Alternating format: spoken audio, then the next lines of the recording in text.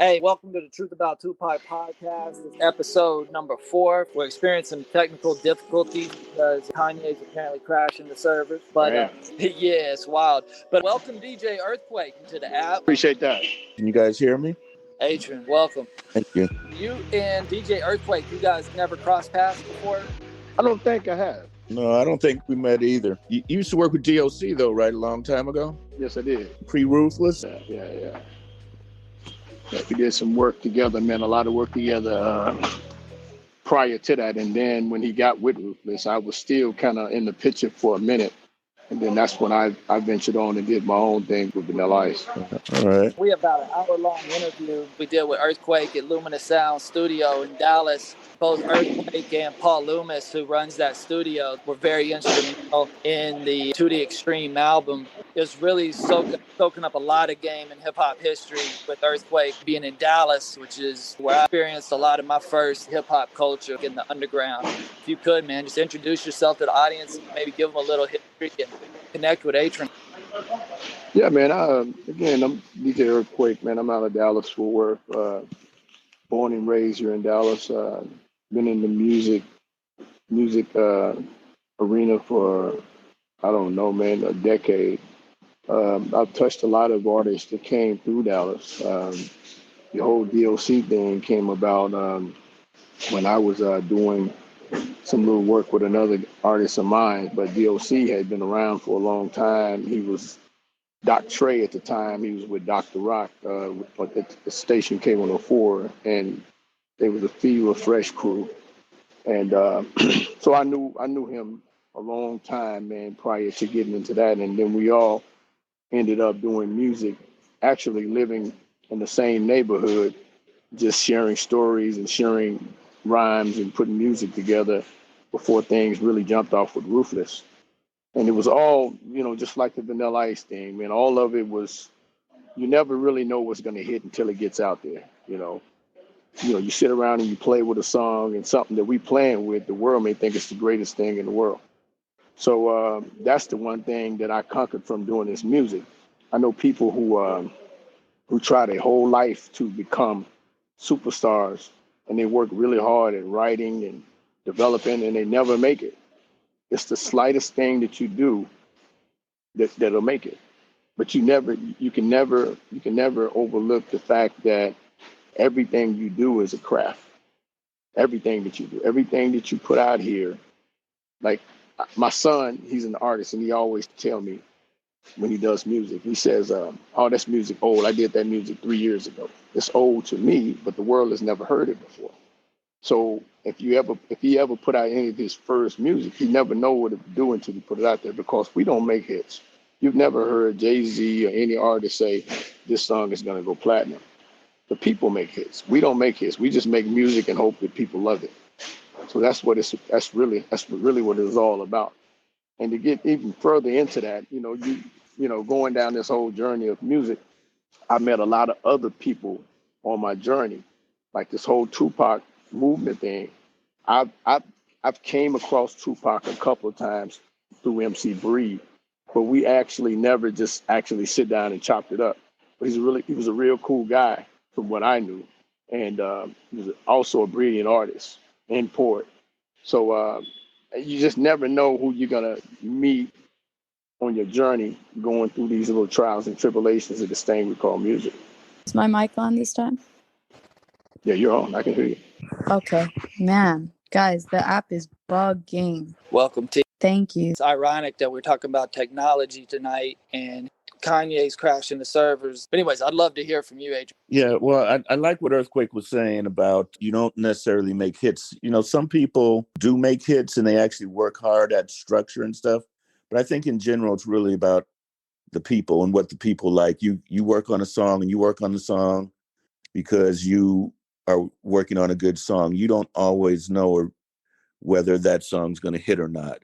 You may know after it's finished because it sounds good. It sounds good to you. Everyone you play it for, it sounds good to, and then when you play it outside of your circle, they like it. So that, when you're talking about making songs, everyone in your circle is going to tell you they love your record.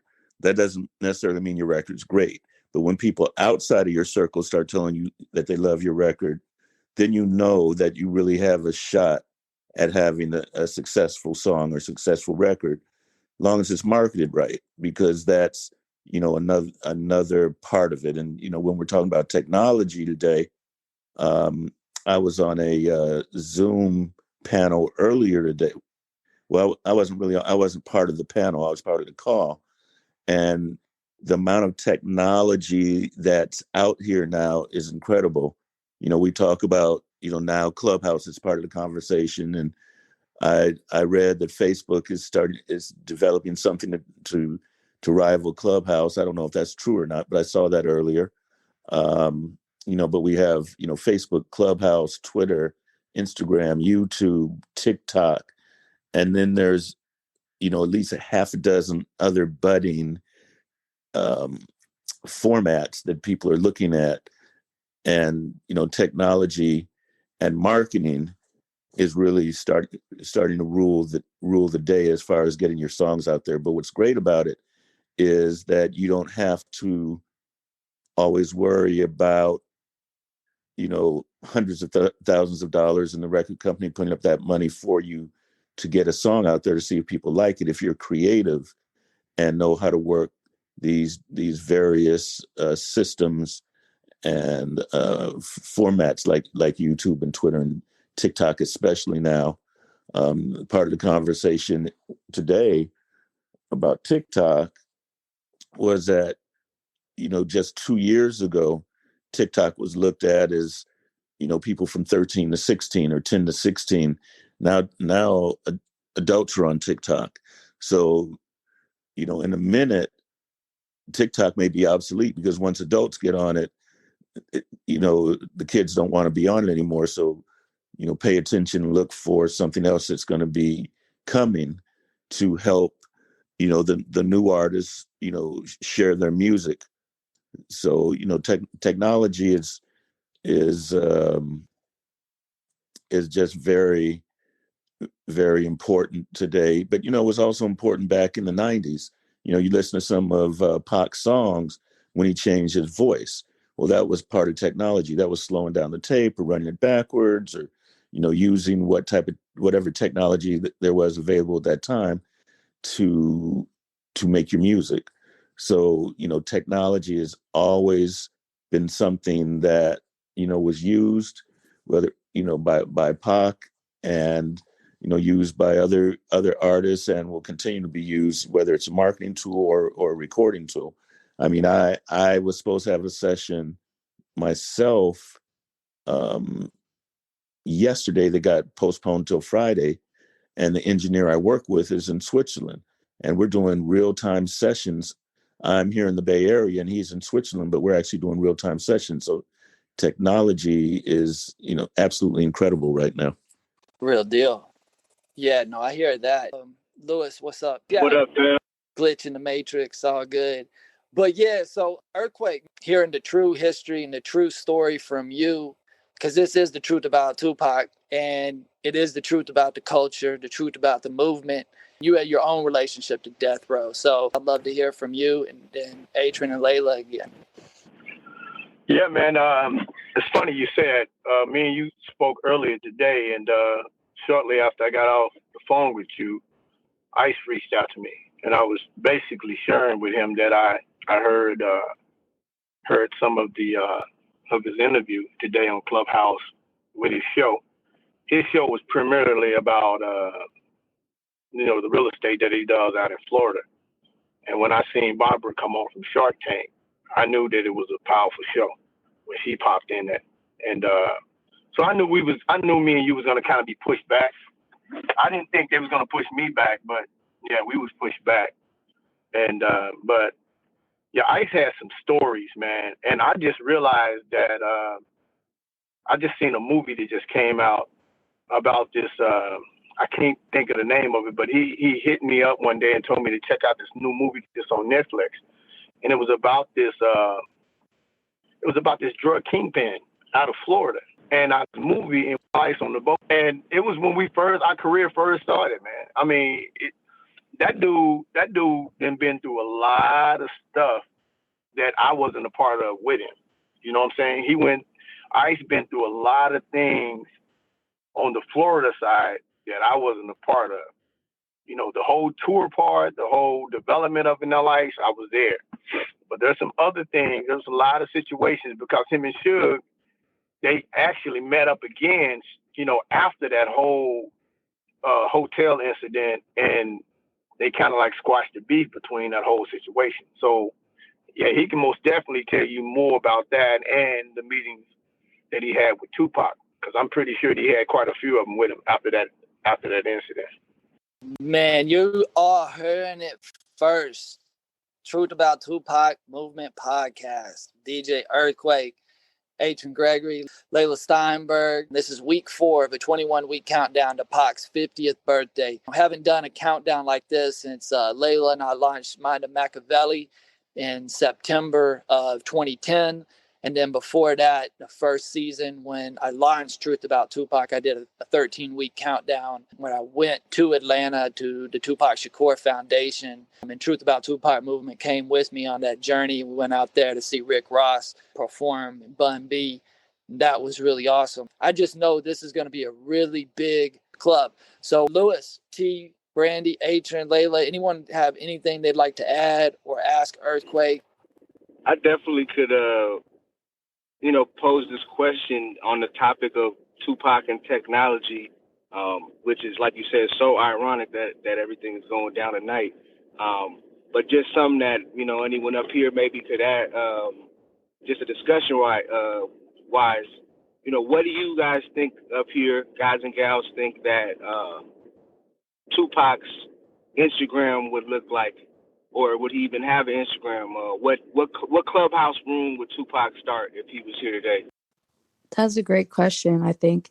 I think his Instagram would probably be aesthetically similar to yours, I would say, as far as just like speaking on issues that matter and things that he's working towards and continuously fighting for. And as far as Clubhouse, I mean, I'm only chiming in because I know others in the room who really know the answer to this. Their mics aren't working. I would much prefer to hear Layla speak on it, or Atron, or someone else who, could really speak on it. I'm just giving I guess a more of a fan perspective of someone who's just a fan of his music. But yeah, and Clubhouse rooms like elevated rooms, conversations of significance and of importance, and pushing the needle forward on causes of social justice and change. That would be my guess. But then others may say maybe he was, more lighthearted, or I don't know. That would be my personal guess as an outsider. Hey, I think you raised a really good question. Layla said Pac is laughing at us right now. The Pac energy is sending shock waves. It's like solar flares, messing up the technology. Yeah, so when Pac says game when applied helped me survive several centuries. And then last week, we used a quote where he said, before I flee microchips, right? So Pac was right there at the advent of the net. And I brought up in one of the sessions, first or second podcast, the symposium that was at Harvard. It was actually the Committee on Degrees in Folklore and Mythology, 2003, All Eyes on Me, Tupac Shakur in Search of the Modern Folk Hero. That whole conference was a big part of inspiring my thesis, which was comparative mythology through the contemporary context of Machiavelli, Black Jesus, and Tupac Amaru. And Michael Eric Dyson was the keynote speaker of that symposium. And of course, he details his interviews with Layla, and Layla talking about her and Pac's book list and things that they studied together. And so it had connected a lot of dots for me. And there was a paper that was submitted for that conference looking at how the internet proliferating in 96 after Pac's exit brought about and helped proliferate his posthumous presence. So it's like Pac left us in the physical right when everything went digital. And so his music was able to exponentially proliferate through the internet to the point that the hundreds of millions of albums that he sold was sold posthumously. So, Lewis, where that got me thinking about like where the internet is going right now in terms of the decentralization movement and the blockchain and what's happening with like worldwide cryptocurrencies, the challenge to the central banks. It had me thinking from Edward Snowden, Julian Assange, like what they're doing with our data. I'm going to pull up Tracy's comment because I think Tracy just sent something really powerful. And then I'd love to hear from everyone else. But Tracy said he would probably have several rooms with various topics from love to war. He could hold a conversation with a queen or a homeless person. Powerful. What'd you think about that, Lewis?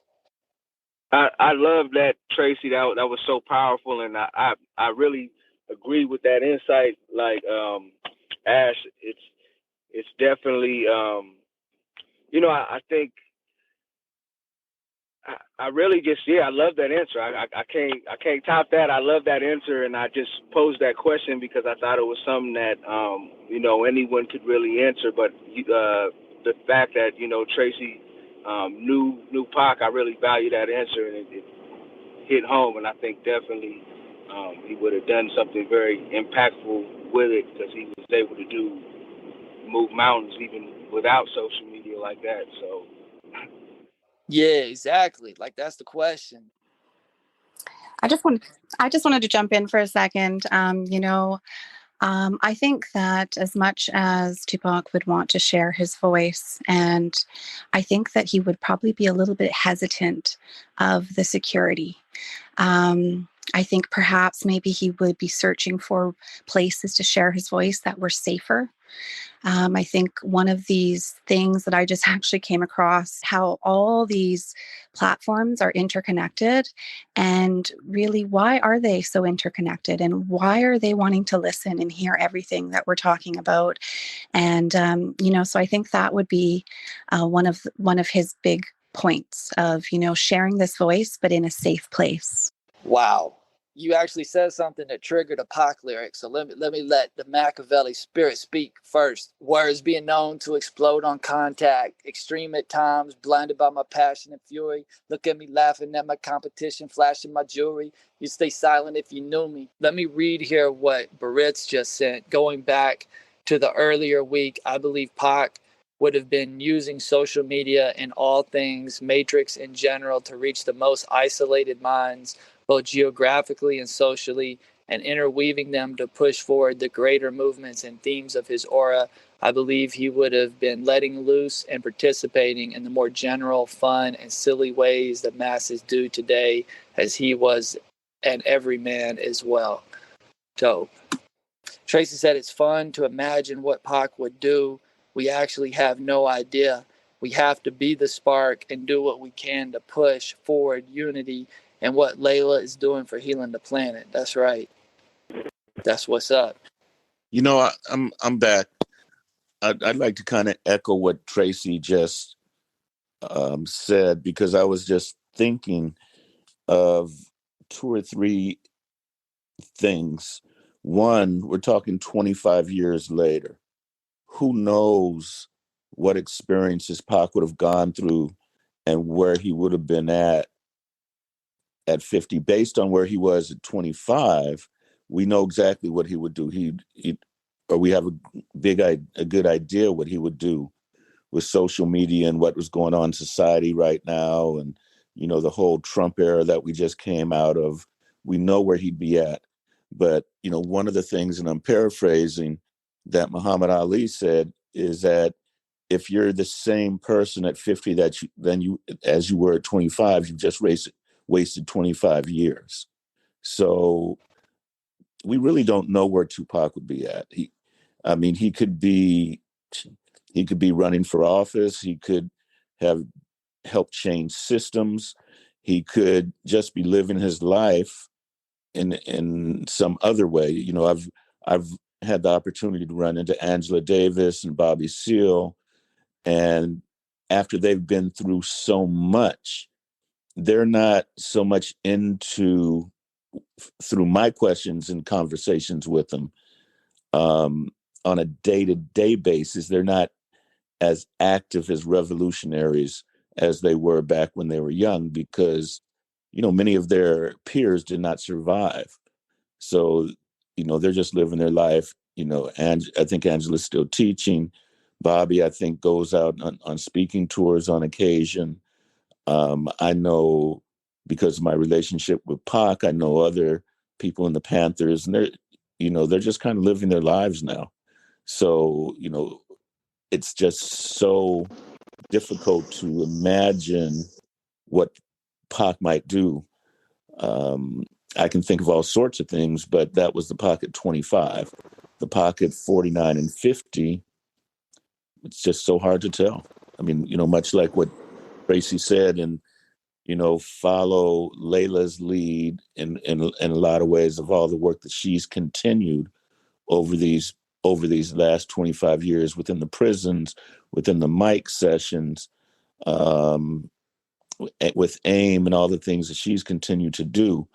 I think is a very legitimate statement that Tracy just made. That's so true, man. I mean, that's so true that you say that. I was 25, 23, 24 when we made Ice Ice Baby. And I can go back and think of the things that we used to do. And, because when we made it, we never thought that the record was going to do as big as it did. Not one time did we even think that record was going to do as big. And then when it did hit big, we still never looked at it the way that the world looked at it. We were still young, having fun, chasing girls, just doing all kind of crazy stuff. But now, in my 50s, and I have two sons that actually took that path, I can see things so much clearly now as far as the decisions that I made when I was 25 and the decisions that I make today. And I'm talking about the same situation, the same scenario. I look at it completely different now. So that's a true statement. Tupac was amazing, man.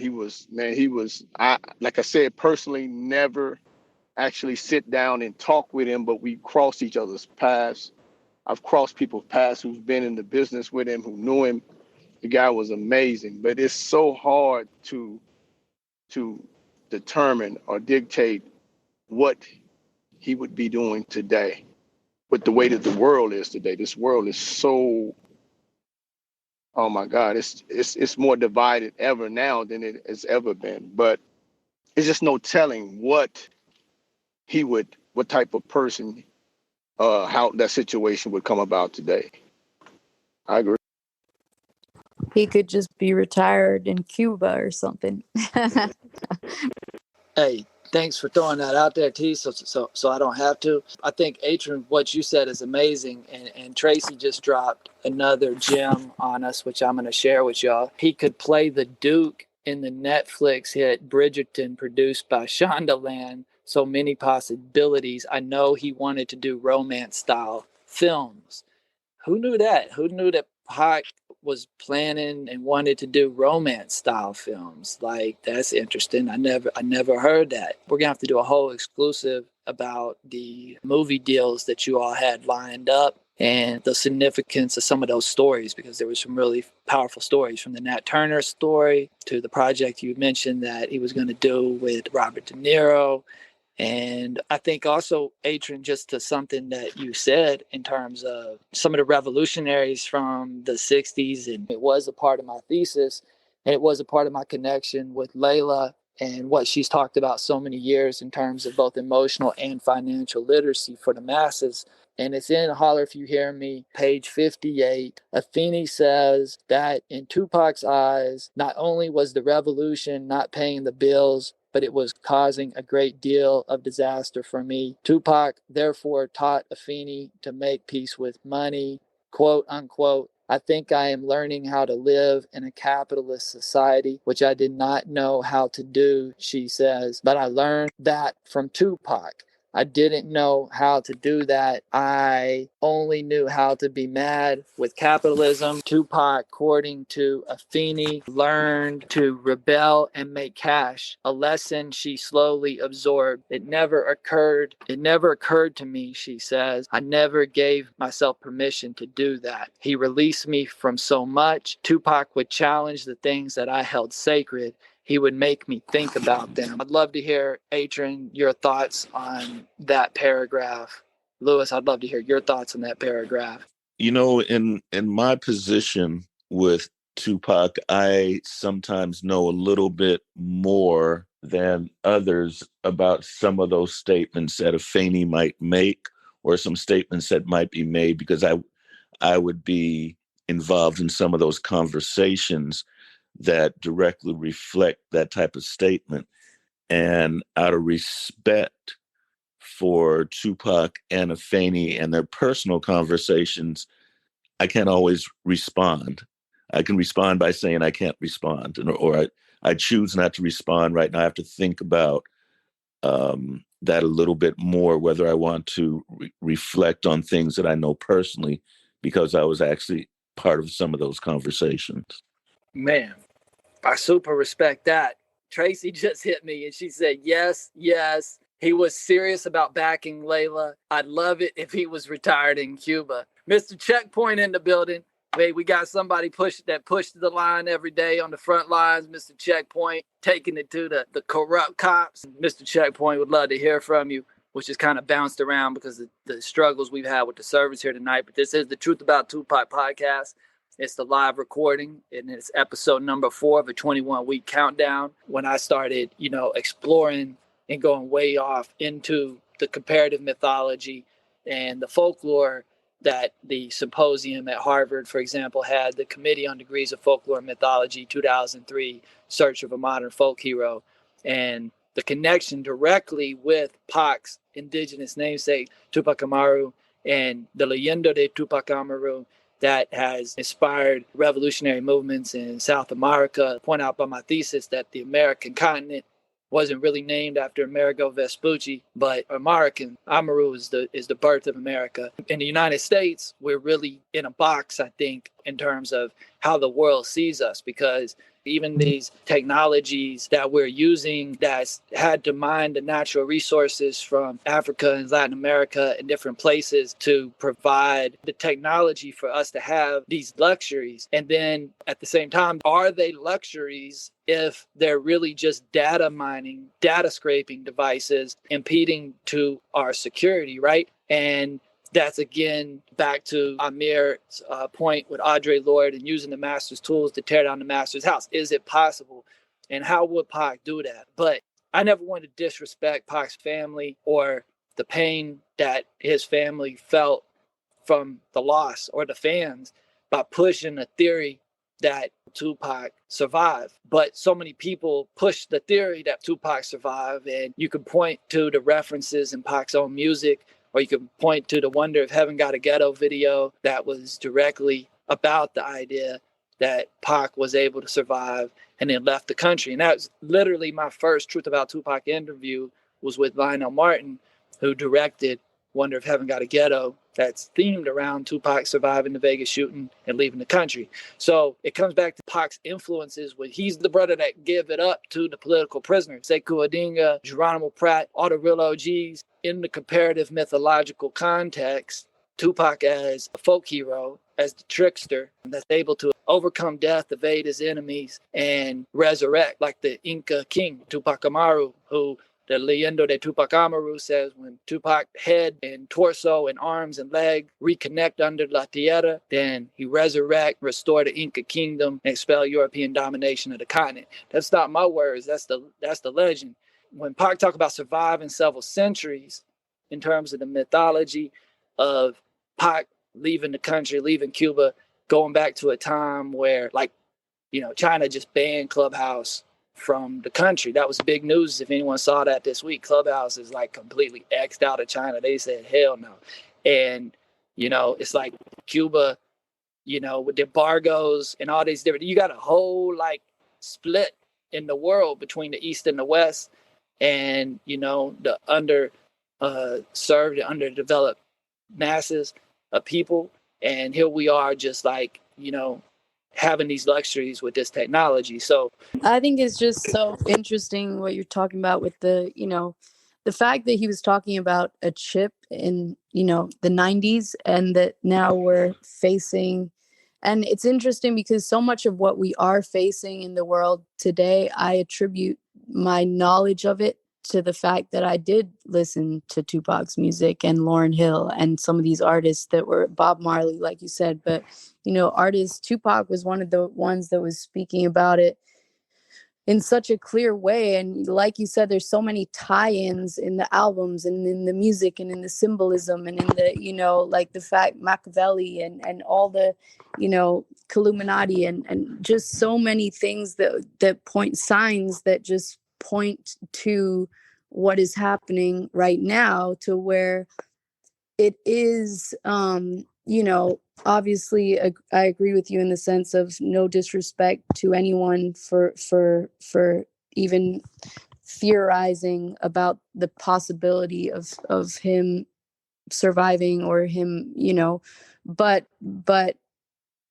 if he did, it wouldn't be a surprise based off of everything that he did share and everything that he did present through his art and through his interviews and through his symbol, like you said, the symbolism, the mythology. I also wanted to ask you, Asher, is there a way for any of us to read your thesis? Like, is that public, or is there a way for us to Thank you, T. Yeah, Baritz has been on me about that as well. I can count on two hands how many people have read it. My original classmates from the University of Washington that was a part of the textual appeal of Tupac Shakur.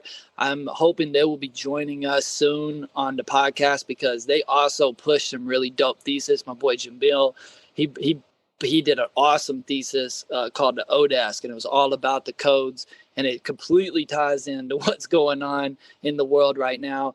But yeah, I've never made it public. I've kept it on wraps. I filed it with Library of Congress in 2007. I sent it to the Tupac Shakur Foundation, and I sent it to Layla. And she hit me up. And that's where our relationship began. That's why I came to LA to work with her nonprofit and then to launch the Mind of Machiavelli. Hold up, I'm seeing a message here. I'll shut up. I might have went too far with that. Lewis. Nah, bro. I'm right with you there. Like I think you're right on spot, and I think what Atron said, that's really a major thing too. A great point. And I think maybe even like a better question would be maybe what would, how would the 25-year-old Pac or 20-year-old Pac utilize social media? And I just wanted to share this quote because I felt like it kind of touched base with what you were saying, Atron, and also what you were saying about Pac and the conversation with his mother. And so the quote is from a song I'm sure most of y'all know. It goes, "They don't give a fuck about us. If I choose to ride, thug until the day I die, nobody give a fuck about us. But when I start to rise, a hero in their children's eyes, now they give a fuck about us." And I think it's so deep because at that time, I think Pac understood through the music was a very powerful way that he could move masses. And I think he understood that, if you affect the children, if you can hit the youth, you can make change and make impact. And I think now social media is where it's at. So I think definitely, I definitely hear what you were saying, Brandi, about the possibility of, maybe he wouldn't want to even be affiliated or say anything, that they can hear. But I also feel like, for me, just personally, I'm someone who, if you really know me, I'm a very private person. I would never share anything on social media. But for me, it's a strategy that I understand that's like, okay, this is how I'm going to move, because it's a powerful way to, if Trayvon Martin had gotten killed, Pac might have just knowing he had the power to go on Instagram Live and be like, yo, everyone go out into the streets and we might have had what we had this year in 2012. Just kind of showing the power of social media in ways that it can be used even from home. So I just wanted to kind of throw that in there to the conversation and see what anyone else thinks. Yo, great point, Lewis. Hey, I'm excited. I was able to bring Plato to the stage, man. This is a big deal. Plato, hold up. Also, real quick, I'm going to reset the room. While we're waiting, Asher, I just wanted to just throw something out there. A minute ago, you were talking about, will he show up on his birthday kind of thing if he was still around. I think what you're doing here and this movement that you're making is no matter what, if he's here or not, he is here. He's all around us. You're collecting all this voice and all this power and all this knowledge. So on his birthday, all these weeks and all this journey is going to bring him back to life. And I really appreciate everything that you're doing for this, for all the people that really need to hear and be reminded of his message. Hey, Brandi, I appreciate that. I appreciate you saying that. And Lewis, you made a comment too, which made me think, and I had another Pac lyric come in my mind, which my heaviest words can move a mountain. Tracy just said she totally agrees with you, Brandi. I got some more messages here to read from Tracy, but that's the belief, because in resurrection, resurrection starts with Pac saying, why people so afraid of death and afraid to talk about death, and it's like death's a part of life. It's like you don't have life without death. And so Layla also brought this up last week, which ties into the technology topic. Elon Musk talking about the Neuralink and planting microchip in the head, and the transhumanism to expand, prolong our physicality, but our genealogy and our descendants, and the fact that we are the product of the ancestors. That's the most important thing to acknowledge, that we are the products of the ancestors. Our ancestors died so that we can live, blood, sweat, and tears so that we can be here. So yes, Pac energy is alive and well. And even if physically he is not with us in the flesh, Tupac exited, the Machiavelli strategy is alive and well. And, he put the K in front of the Illuminati for a reason. I'm going to read what Tracy has sent over. And then I'm going to introduce Plato, and I'm going to do a little quick impromptu interview with Plato and let y'all hear, his significance and drop his 2 cents. But Tracy said, yes, totally agree with Brandi. She also said, perhaps this technology issue is a message to make sure we watch our words and be strategic, as Atron mentioned. Definitely. They give us a false sense of freedom. However, they are listening and watching always. No doubt. I want to read your thesis. Thank you, Tracy. Plato, you with us, bro? Yes, I'm here, Asher. Plato is the guy, y'all. Check this out. I was downtown Los Angeles. Snoop and Dr. Dre was doing the Kush video. And, they call me Young Kush back in the day. I'm old Kush now. But I was like, I just straight up ran up on the video set and told them yo, I'm Kush baby. I live across the street. Y'all shooting the Kush video right here, Dre and Snoop. Truth about Tupac movement is what it is. Y'all need to put me on it. And I got on the video. I got to work on the video, which was really dope. And I think it was the next day. It was either the next day or it was the day just before. Layla and I launched the Mind of Machiavelli session. I had these dope flyers printed up for Truth About Tupac. And I had seen this brother right here at Plato, Lil Blue Too Smooth.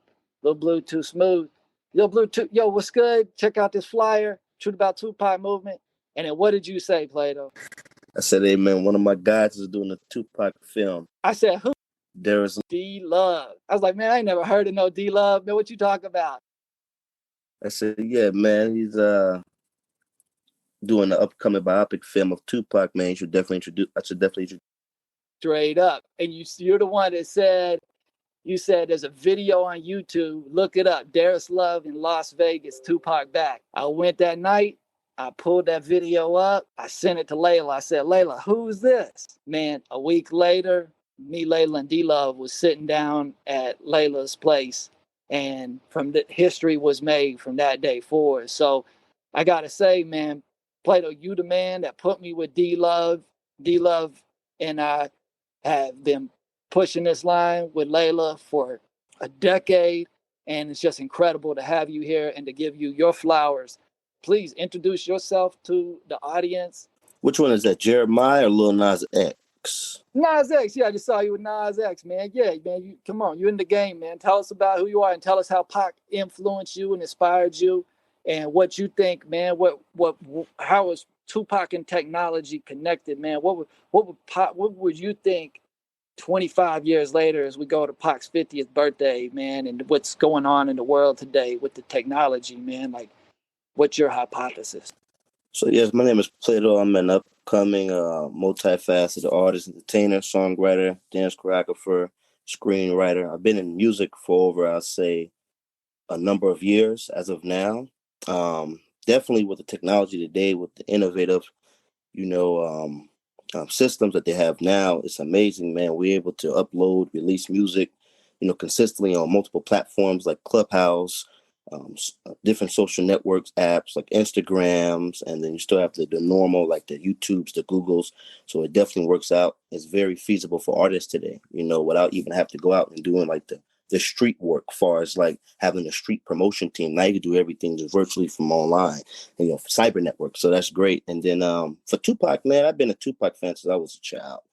From Wonder Why They Call You, you guys know the remaining of the word, from other records like Hit 'Em Up. There's all these different songs from Tupac, man. He was a very controversial artist, very highly intellectual artist, well-spoken, articulate, very shrewd.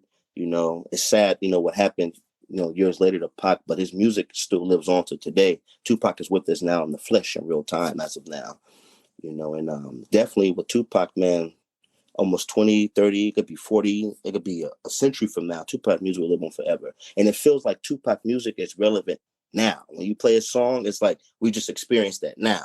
It's like when you hear one song Hit 'Em Up, it's like someone just got hit up today. So every time you play a Tupac record, it's just like it's what's current right now. It's like he made music for like 3 centuries from now. Like he was already in the near future. Like he went through a parallel dimension, or he like like went through a time loop. His music is already like current now. But like I said, Asher's a good guy, man. I've been Asher when I was really fairly young. I was very inspired with music. Darius Love is another guy that I will give him his flowers as well. Unfortunately, he's not in the room with us, but I'll still like to give him his flowers. And that guy's brought me around some amazing people. He's always believed in me, always, inspired me, always kept me resilient towards the industry, even though we know how the music business is. It's music business is a dark world, but at the same time, he helped me to see the light. He said, "Listen, you're young. You're a young Black man in America. You need to do something great with yourself. Use your talents, change the world, change the narrative from things. Enlighten people. Do something different in music. Don't just do the norm. Even if you use the same style of music, like the limericks, like the cadences, or the different structure and arrangements of music, but still leave a message for people. So 20 or 30 years from now, you can be like a Pac in a way. He's the mentor and I'm the student. You can be like a Pac with your music. So that's pretty much it for now." Man, appreciate you, bro. Appreciate you saying that. Appreciate you giving Darius his flowers. We do wish he was here with us. Atron, I want to shout out Solo Pianos Group. Bring you back to see if you have any comments. Earthquake. Thank you for my plug. For everyone to go to my Solo Piano Group YouTube channel and subscribe, because I think we've just been up for 2 or 3 days now on as far as a YouTube channel. And just let people know what it is. Like you said, it's music to relax to chill out when you're studying, help you go to sleep. It's a time period where there's a lot of stress going on right now, whether you know it or not, whether you feel stressed or not. It's in the energy in the air in the country and the world. So, we're just trying to do our little bit to try to help people relax and chill out. So please check us out. I appreciate the plug, Asher. And of course, what we're going to be doing together in the future as far as that's concerned. As far as our discussion, it's just always great for me to hear the impact that Tupac has made on everybody, and how his lyrics are paid attention to and dissected. And much like Bob Marley and some of the other artists that come before him, they are not only in their time very relevant, but they're going to be relevant decades and centuries to come, because there's a lot of stuff that constantly is repeated in our world, just like what's happening now that hasn't happened for 100 years. So they'll always be relevant, though those artists, and especially who we're talking about now, which is Tupac, were very, very well read, and they studied. And whether it was his mom, Layla, others that gave him that opportunity, even myself, and not necessarily helping him study, but giving him the opportunity and the space to be able to do it, allowed him to do the type of music and write the poetry and the lyrics and the songs that he did write. And I'm just always happy when I hear these conversations about how Tupac positively affected people.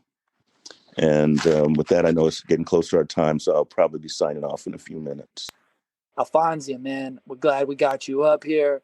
Hey, well, on the topic of Tupac and technology, I mean, I don't think like the Tupac mythology would really mesh well with technology, just for the simple fact, like Tupac can't exist with people getting shot in the street, kids, stuff happening to kids or whatever. All that can't exist at the same time that Tupac's here. So, social media and all that, I don't think he would have been made it to no part like that or whatever, with his with his mythology and his voice or whatever, because, that's like his song Ambitions as a Rider, Tupac was a rider, he had things to ride for or whatever. So, and plus, Pac was really into like being a boss and a don and stuff like that or whatever. So I feel like things like that are things Pac would have had people doing for him. He was a boss like that. He was on the level where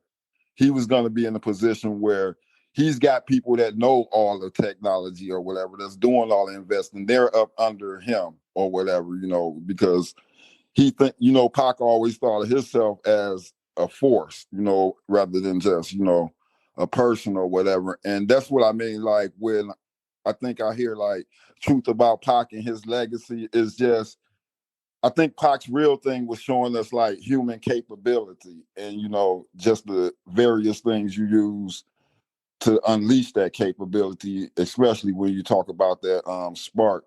So even in that sense, like he embraced inevitability and the inevitability of that. He wasn't probably gonna. He's not making a plan probably to be here that long or whatever, because he knows he has that voice and he knows he has like that fire, and that's why I think he knew he was going to make that spark or whatever, because that's a taxing job or whatnot. And I mean, like when you listen to his interviews and he's telling you about how his mind works or whatever, his mind's going, I can make these albums and then I'm gonna use them albums to get into making these movies, and then I'm gonna use that. And it's always leveling up. It's a steady leveling up. And I think a lot of people get caught up where he was making music and he was so big and so charming in music that it limits the some of his legacy. And as I said, I think his main legacy was to show just, his will and human capability or whatever. He had a lot of things on his plate, and he really didn't have the time to like go into each one. He was using everything as a vehicle or whatever. Like before he even would get into technology, he still had a code of conduct he was teaching like the people. And that's why I would love if Tracy would have got up here, because at that time of life, you could tell when he was around Tracy, he was showing a code of conduct of how men act around women without being sexual and letting them, kind of like be that guide or whatever and get other things done or whatever. And, just a whole lot of different things he was showing. And I don't think a lot of people were picking up. They were stuck on things or whatever. When Pac was off camera and that rap thing or whatever, Pac dressed in suits. Pac wore, stylish clothes or whatever. He was classy, he had a whole code of conduct with things or whatever, even though that coincides with the unfortunate way he died or whatever. And, I mentioned that I was always mad when the way he died, that whole like thing or whatever, because there was so much potential. And if you follow Pac long enough or whatever, you would know that Pac knew all this stuff. Like a lot of this stuff is not like chance or whatever. It's just he was that enlightened that he saw all this. He knew all this stuff or whatever, like what he was putting down and was doing. He was just racing sort of like against time. Like even when you get to like All Eyes on Me, I feel like Pac even knew like he wasn't putting his best art in there.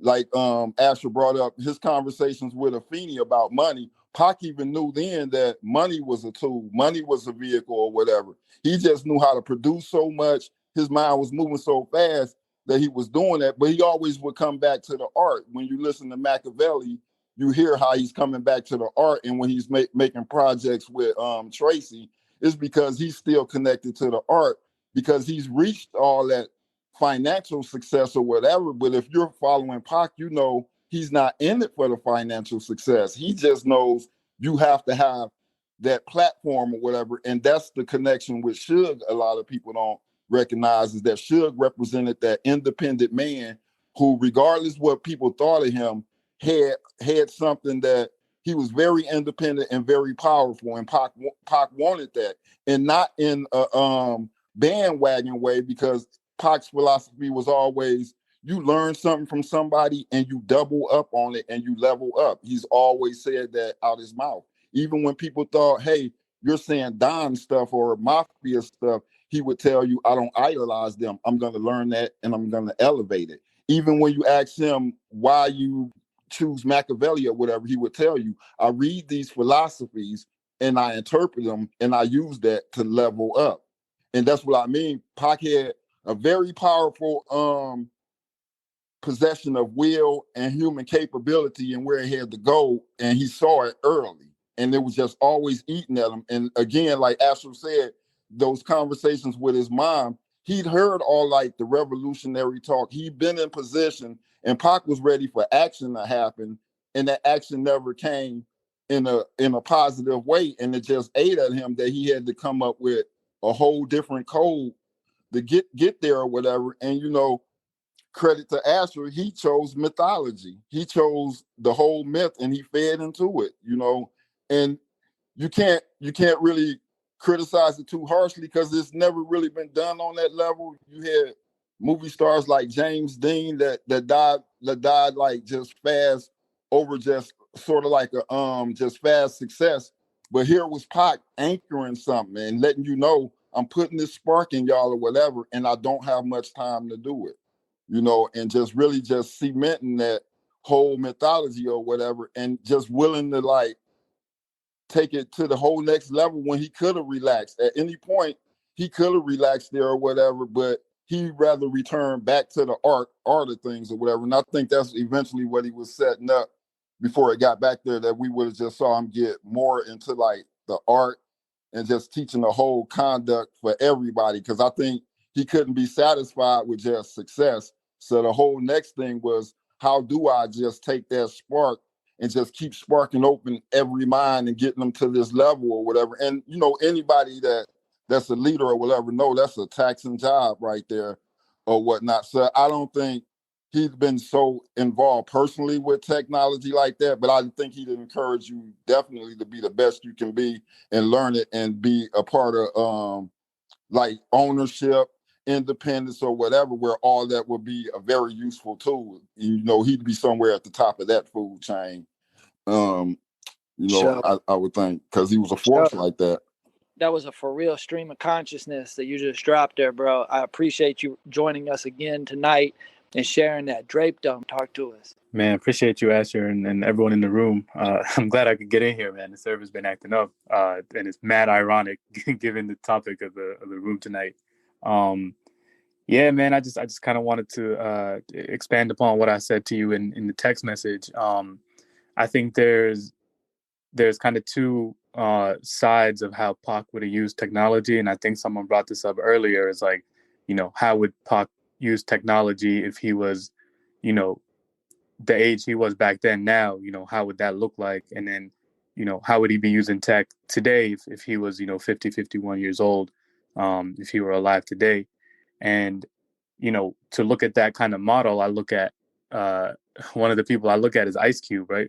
So Ice Cube is on social media, and he's, you know, probably one of the most politically outspoken rappers today. And it's kind of funny, like when you think of, like, you know, some of the ways in which it's different between how younger people interact with social media and how some of the older generation interact with social media specifically. It's really like a way for people to either connect or just kind of have fun, get jokes off and things like that. But I look at people like Ice Cube, and he's, you know, tweeting about meeting with Donald Trump in the White House last year, right? Tweeting about making a deal and the whole kind of conversation that started out of that. I think Pac would have taken advantage of, you know, tech, social media, and all these things we have today to do the exact same thing.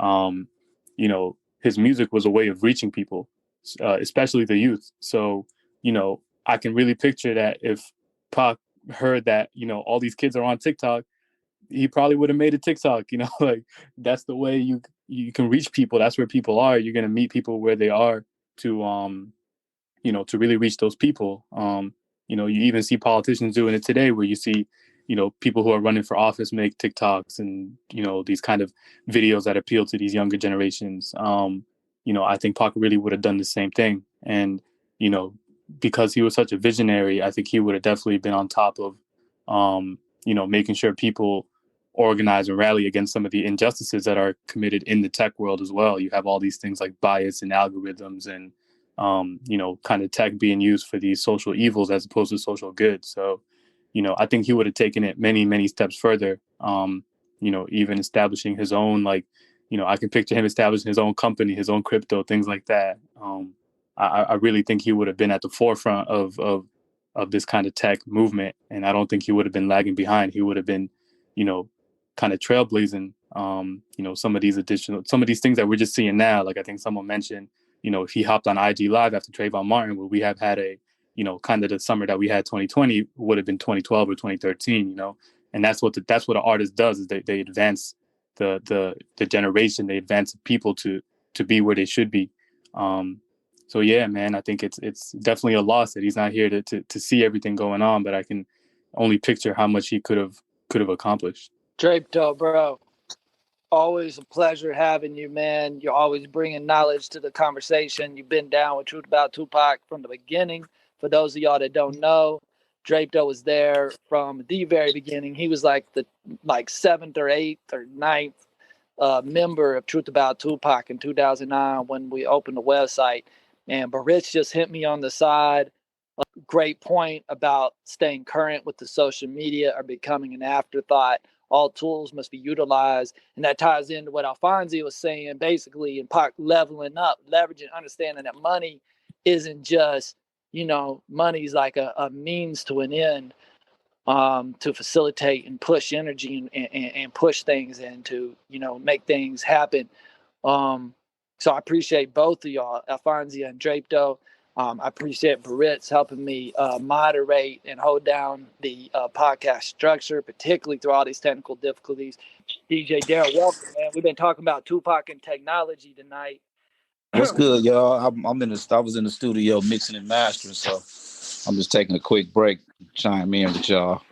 Man, it's an honor. It's an honor to have you here, legendary DJ Daryl in the house.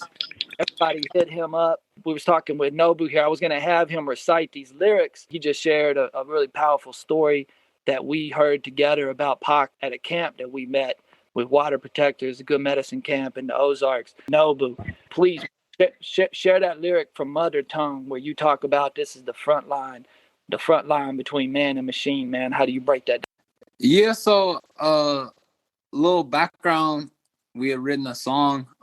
We were at Ashedi Sakoan. So, you know, Lakota territory, Council of the Seven Fires, you know, the 7 Lakota bands, and then hundreds of different native nations. And, you know, we had hella Afro-Indigenous security squad representing, holding it down too.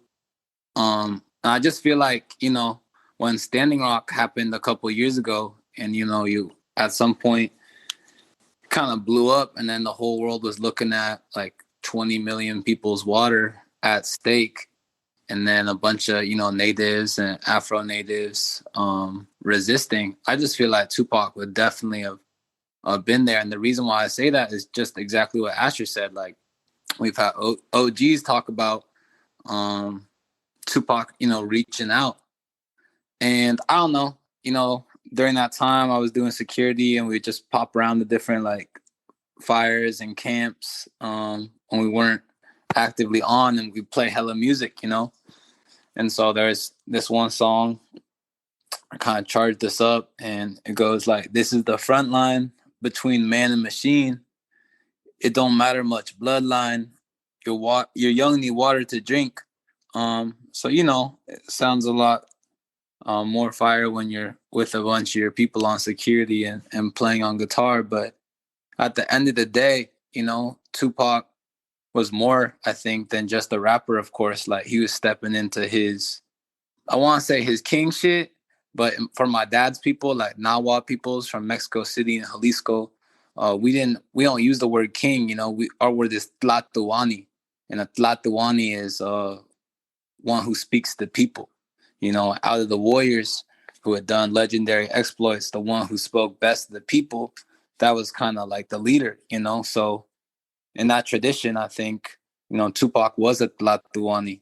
In this day and age, in this modern day and age. And man, yeah, I know y'all talking about the technology side of things, but when it comes to water protection, when it comes to just like the whole decolonizing movement that we've seen, when it comes to people being interested in the histories and people being able to actually look at the histories again, I think Tupac would have been right in the middle of that lead-in. So yeah, I know that my OGs definitely told me it was one of the greatest mistakes they saw for older heads to turn down Tupac's offer of, hey, any way I can show solidarity. I know y'all are facing down 3,000 or 4,000 Canadian military troops, and you have warriors that are going face to face. If you look up Oka Crisis, just like Asher said, okay, you'll see like these Mohawk fools just staring down 2 inches face to face Canadian military, and I think, not that Tupac, he was a gangster, but he was a warrior king. He was a warrior Tlatuani. And just realizing like our ancestral histories and the pride that we carry, and remembering what we do it for, I think Tupac would have been helping us all remember that nowadays. So yeah, honored to spend some time with y'all in this space too. Hey, Mateo.